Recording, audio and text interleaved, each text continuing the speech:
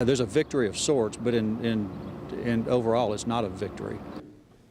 The Texas Education Agency recommends a takeover tonight. How some board members are reacting to that decision. Good evening, I'm Greg Kerr. And I'm Kelly Phillips. Thank you for joining us. In 2 days, the Commissioner of Education will visit the Beaumont School District. And after meeting with trustees, he will determine if a board of managers is needed to carry out the recommended takeover. It all stems from the final investigative report into the district's finances. KFDM's Justin Hinton reached out to all of the board members. And Justin, how are they reacting tonight?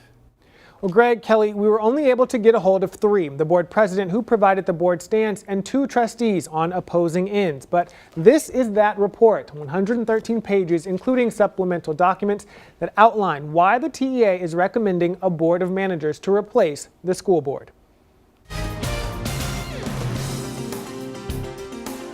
Without any further ado, Dr. Shagwell. The district responded to the Texas Education Agency's preliminary report on its finances, and the agency answered, recommending a board of managers step in and take control of the Beaumont School District. Speaking on behalf of the board, President Gwen Ambrose released this statement, saying, "We are very unhappy, very disappointed in that response, but as usual, we're going to comply with the TEA."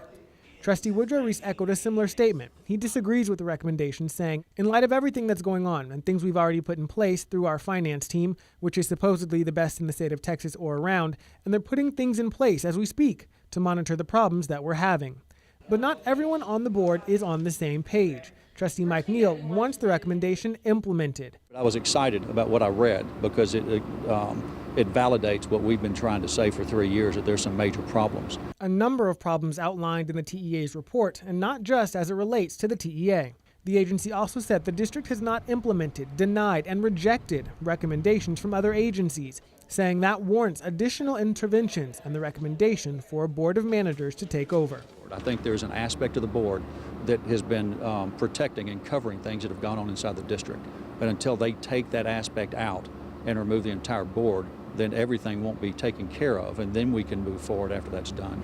Board members will have an opportunity Thursday to speak to Commissioner Michael Williams and explain why the recommendation should or should not be followed. Amber said she will explain that, quote, "We have put some things in place. It takes time for changes to take hold." She went on to say, "I look forward to talking to the commissioner and laying out some things going forward."